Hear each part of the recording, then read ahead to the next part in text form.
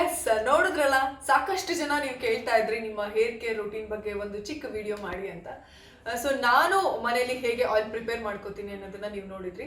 So ನಾನು ಸ್ವಂತಕ್ಕೆ prepare ಮಾಡದೇ ಇದ್ರು ಯಾವುದೇ ಪ್ರಾಡಕ್ಟ್ಸ್ ಆಯಿತು, ಈಗ ಕಂಪ್ನಿ ಪ್ರಾಡಕ್ಟ್ಸ್ಗಳು ಕೂಡ ಇರುತ್ತೆ, ಯಾವುದೇ ಹರ್ಬಲ್ ಪ್ರಾಡಕ್ಟ್ಸ್ ಆಯಿತು, ಆಯುರ್ವೇದಿಕ್ ಪ್ರಾಡಕ್ಟ್ಸ್ ಆಯಿತು, ನಾನು ಸ್ವಲ್ಪ ಆ ಥರ ಪ್ರಾಡಕ್ಟ್ಸ್ನ ಪ್ರಿಫರ್ ಮಾಡ್ತೀನಿ. ಯಾಕೆ ಅಂತಂದ್ರೆ ಯೂಶಲಿ ನಾವು ನೋಡ್ತಾ ಇರ್ತೀವಿ, ನಾವು ಸಾಕಷ್ಟು ಜನರ ಬಾಯಲ್ಲಿ ಕೂಡ ಕೇಳಿರ್ತೀವಿ, ಏನೋ ಒಂದು ಮಾಡೋದಕ್ಕೆ ಹೋಗಿ ಏನೋ ಒಂದು ತಗೊಂಡಿರ್ತೀವಿ. ಸೊ ಅದರಿಂದ ಇನ್ನೊಂದು ಸಮಸ್ಯೆ ಆಗುತ್ತೆ. ಅದೇ ನಾವು ನ್ಯಾಚುರಲ್ ಅಥವಾ ಆರ್ಗ್ಯಾನಿಕ್ ಅಥವಾ ಹರ್ಬಲ್ ಪ್ರಾಡಕ್ಟ್ಸಿಗೆ ಹೋದ್ರೆ ಆ ಥರದ ಸಮಸ್ಯೆಗಳನ್ನ 99% ಅವಾಯ್ಡ್ ಮಾಡ್ಬೋದು. ಸೊ ಹಾಗಾಗಿ ಸ್ವಲ್ಪ ಹರ್ಬಲ್ ಪ್ರಾಡಕ್ಟ್ಸ್ ಅಂದ್ರೆ ನನಗೆ ಒಲವು ಜಾಸ್ತಿ. ಇನ್ನು ಹೇರ್ ಕೇರ್ ಬಗ್ಗೆ ಮಾತಾಡೋದಾದ್ರೆ ಬರೀ ಔಟ್ಸೈಡ್ ಅಪ್ಲಿಕೇಶನ್ ಇಂದ ಮಾತ್ರ ಎಲ್ಲ ಸಮಸ್ಯೆಗಳು ಬಗೆಹರಿಯಲ್ಲ. ನಾವು ಒಳ್ಳೆ ಆಹಾರನ ಸೇವಿಸಬೇಕಾಗುತ್ತೆ. ಅಂದ್ರೆ ಮನೇಲಿರುವಂತಹ ಆಹಾರಗಳನ್ನೇ ಸೇವಿಸಿದ್ರು ಕೂಡ ಸಾಕಷ್ಟು ಉಪಯೋಗ. ಫಾರ್ ಎಕ್ಸಾಂಪಲ್, ಮನೇಲಿ ಕ್ಯಾರೆಟ್ ಇರುತ್ತೆ, ಬೀಟ್ರೂಟ್ ಇರುತ್ತೆ, ಸಾಕಷ್ಟು vitamin C, vitamin D, vitamin E ಹೆಚ್ಚು ಇರುವಂತಹ ಸಾಕಷ್ಟು ಹಣ್ಣುಗಳು ಸಿಗುತ್ತೆ, ಬೆರಿ ಸಿಗುತ್ತೆ, ಸೊಪ್ಪು ತರಕಾರಿ ಸಿಗುತ್ತೆ, ಸೀಡ್ಸ್ ಸಿಗುತ್ತೆ.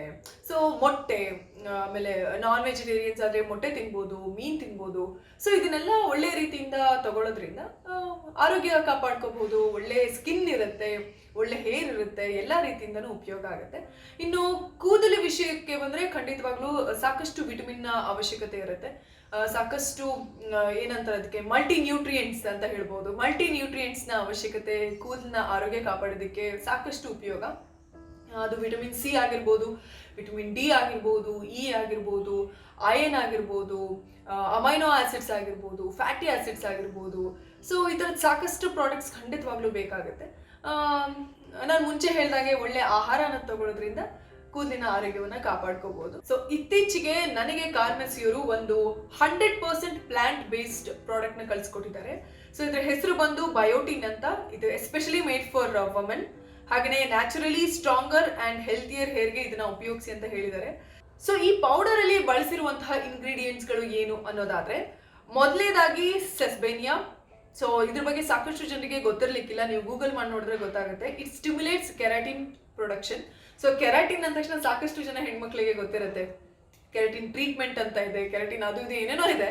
ಸೊ ಇದು ನ್ಯಾಚುರಲ್ ಆಗಿ ನಮ್ಮ ದೇಹದೊಳಗನೆ ಕೆರಾಟಿನ್ ಪ್ರೊಡಕ್ಷನ್ ನ ಸ್ಟಿಮ್ಯುಲೇಟ್ ಮಾಡುತ್ತೆ.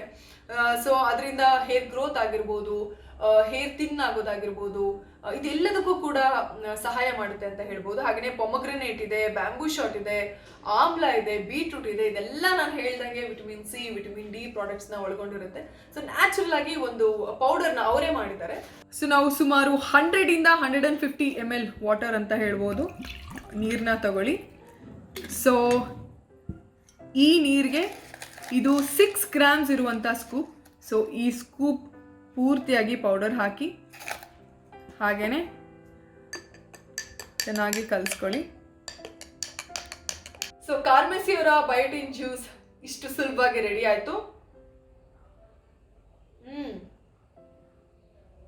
ಇದ್ರದ್ದು ಒಂದು ವಿಶೇಷತೆ ಹೇಳಬೇಕು, ಇದೊಂಥರ ಖಟ್ಟ ಮಿಠ, ಸ್ವೀಟ್ ಹುಳಿ ಇರುತ್ತೆ. ಬಿಕಾಸ್ ನಾನು ಯೂಶಲಿ ಬೀಟ್ರೂಟ್ ನ ಕಟ್ ಮಾಡಿ ಅದಕ್ಕೆ ಒಂದು ಟೊಮ್ಯಾಟೊ ಅಥವಾ ಸೌತೆಕಾಯಿ ಕಟ್ ಮಾಡಿ ಕುಡಿತಿದ್ದೆ. ಸೊ ಅದು ತುಂಬಾ ಒಂಥರ ಹಿಂಸೆ ಆಗೋದು, ಆ ಟೇಸ್ಟ್ ಇರ್ತಿರ್ಲಿಲ್ಲ, ಏನೂ ಇರ್ತಾ ಇರಲಿಲ್ಲ. ಸೊ ಇದರಲ್ಲಿ ಆಮ್ಲ ಪೌಡರ್ ಎಲ್ಲ ಇರೋದ್ರಿಂದ ತುಂಬಾ ಒಂಥರ ಸ್ವೀಟ್ ಹುಳಿ ಇದೆ, ತುಂಬಾ ಚೆನ್ನಾಗಿದೆ, ಗೊತ್ತೇ ಆಗೋದಿಲ್ಲ. ಸೊ ಕಾರ್ಮೆಸಿ ಅವರು ಪ್ರೀತಿಯಿಂದ ಕಳ್ಸಿಕೊಟ್ಟಿರೋ ಪ್ರಾಡಕ್ಟ್ ಆಗಿದ್ರೂ ಕೂಡ ನಾನು ಉಪಯೋಗಿಸ್ಬೇಕು ಅಂದ್ರೆ ಅದು 100% ನ್ಯಾಚುರಲ್ ಆಗಿರಬೇಕು, ಹಾಗೆಯೇ ಯಾವುದೇ ರೀತಿಯಾದಂಥ ಪ್ರಿಸರ್ವೇಟಿವ್ಸ್ ಇರಬಾರ್ದು. ಸೊ ಈ ಪ್ರಾಡಕ್ಟ್ ಅಲ್ಲಿ ಆ ಅಡ್ವಾಂಟೇಜ್ ಇರೋದ್ರಿಂದ ನಾನು ಪ್ರೀತಿಯಿಂದ ಯೂಸ್ ಮಾಡ್ತಾ ಇದ್ದೀನಿ. ನೀವು ಕೂಡ ಈ ಪ್ರಾಡಕ್ಟ್ ನ ಪರ್ಚೇಸ್ ಮಾಡಬೇಕು ಅಂದ್ರೆ ವೆರಿ ಸಿಂಪಲ್, ಕಾರ್ಮೆಸಿ ಅವರ ವೆಬ್ಸೈಟ್ಗೆ ಹೋಗಿ ಅದಿತಿ 12 ಕೂಪನ್ ಕೋಡ್ ನ ಯೂಸ್ ಮಾಡಿದ್ರೆ ನಿಮಗೆ 10% ಎಕ್ಸ್ಟ್ರಾ ಆಫ್ ಸಿಗುತ್ತೆ.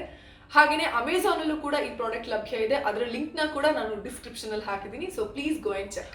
ಸೊ ಈ ವಿಷಯ ಬಿಟ್ಟು ಇನ್ನು ಮಿಕ್ಕಿದ ವಿಷಯ ಮಾತಾಡೋದಾದ್ರೆ, ಅಕಸ್ಮಾತ್ ನಿಮಗೆ ಈ ತರ ಪೌಡರ್ ಅಥವಾ ಯಾವುದೇ ರೀತಿಯಾದಂತಹ ಪ್ರಾಡಕ್ಟ್ಸ್ ನ ಯೂಸ್ ಮಾಡೋದಕ್ಕೆ ಇಷ್ಟ ಇಲ್ಲ ಅಂದ್ರೆ ವೆರಿ ಸಿಂಪಲ್, ನಾನು ಏನ್ ಮಾಡ್ತಾ ಇದ್ದೆ ಅಂದ್ರೆ ಇಷ್ಟು ದಿನ ಅಂದ್ರೆ ಇದನ್ನ ಯೂಸ್ ಮಾಡೋಕ್ಕಿಂತ ಮುಂಚೆ ಒಂದು ಹಾಫ್ ಬೀಟ್ರೂಟ್ ತಗೋತಾ ಇದ್ದೆ, ಹಾಗೆಯೇ ಸ್ವಲ್ಪ ಒಂದು ಹಾಫ್ ಆಪಲ್ ತಗೋತಾ ಇದ್ದೆ, ಒಂದು 2 ಕ್ಯಾರೆಟ್ ತಗೋತಾ ಇದ್ದೆ, ಅದನ್ನೆಲ್ಲ ಒಂದು ಸ್ಮೂತಿ ಮಾಡಿಕೊಂಡು ಕುಡಿತಾ ಇದ್ದೆ. ಅದು ಕೂಡ ಸಾಕಷ್ಟು ಉಪಯೋಗ. ಸೊ ಅಕಸ್ಮಾತ್ ಈ ಪ್ರಾಡಕ್ಟ್ನು ಕೂಡ ನೀವು ಆ ಥರದ ಸ್ಮೂದೀಸ್ ಅಲ್ಲೂ ಕೂಡ ಯೂಸ್ ಮಾಡ್ಬೋದು, ಸಾಕಷ್ಟು ಚೆನ್ನಾಗಿರುತ್ತೆ. ಇಷ್ಟೇ ಹೇಳೋದು, ಒಳ್ಳೆದನ್ನ ತಿನ್ಬೇಕು, ಒಳ್ಳೆದನ್ನ ತಿಂದಾಗ್ಲೇನೆ ಅದು ಒಳಗಿಂದ ಹೆಲ್ದಿ, ಅಂದ್ರೆ ಇನ್ನರ್ ಅಂತಾರಲ್ವಾ, ಒಳಗಡೆಯಿಂದ ಕೂಡ ನಾವು ಹೆಲ್ದಿ ಆಗಿರೋದು ಸಾಕಷ್ಟು ಮುಖ್ಯ ಆಗುತ್ತೆ. ಇನ್ನು ಮೊಸರು ಹಚ್ಚೋದ್ರಿಂದ ಆಗಿರ್ಬೋದು, ಅಥವಾ ನಾನು ಪ್ರಿಪೇರ್ ಮಾಡೋ ಕೂಡ ತೋರಿಸ್ದೆ ಆಯಿಲ್ನ, ಯಾವುದೇ ರೀತಿಯಾದಂಥ ನ್ಯಾಚುರಲ್ ಆಯಿಲ್ನ ಅಟ್ಲೀಸ್ಟ್ ವೀಕ್ಲಿ 2 ಅಪ್ಲೈ ಮಾಡೋದ್ರಿಂದ ಕೂದಲಿನ ಆರೋಗ್ಯವನ್ನ ತುಂಬಾ ಚೆನ್ನಾಗಿ ಕಾಪಾಡ್ಕೋಬಹುದು. ಅಕಸ್ಮಾತ್ ಚೆನ್ನಾಗಿಲ್ಲ ಅಂದ್ರೂ ಟೆನ್ಷನ್ ಮಾಡ್ಕೋಬೇಡಿ, ಯಾಕಂದ್ರೆ ನಾವು ಎಷ್ಟೇ ಕೇರ್ ಮಾಡಿದ್ರು ಕೂಡ ಒಂದೊಂದ್ಸಲಿ ಹೆರಿಡಿಟಿ ಅಥವಾ ನಮ್ಮ ಜೀನ್ಸ್ ಸಾಕಷ್ಟು ಮುಖ್ಯ ಆಗುತ್ತೆ. ಹೆರಿಡಿಟಿಯಿಂದನೂ ಕೂಡ ಕೆಲವೊಂದು ಕೂದಲು ಸಮಸ್ಯೆ ಇರುತ್ತೆ, ಜಾಸ್ತಿ ಟೆನ್ಷನ್ ಮಾಡ್ಕೋಬೇಡಿ.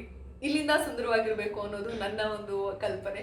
ಸೊ ಬಿ ಹ್ಯಾಪಿ, ಖುಷಿಯಾಗಿರಿ, ಚೆನ್ನಾಗಿ ಊಟ ಮಾಡಿ, ದೇವ್ರು ಏನು ಕೊಟ್ಟಿದ್ದಾನೋ ಅದರಲ್ಲಿ ಸಂತೋಷ ಪಡೋದನ್ನ ಕಲ್ತ್ರೆ ಬಹುಶಃ ಸಾಕಷ್ಟು ಸಮಸ್ಯೆಗಳು ಅಷ್ಟರಲ್ಲೇ ಬಗೆಹರಿಯುತ್ತೆ ಅನ್ಸುತ್ತೆ. ಯಾವಾಗಲೂ ನಗ್ತಾ ಇರಿ. Take care.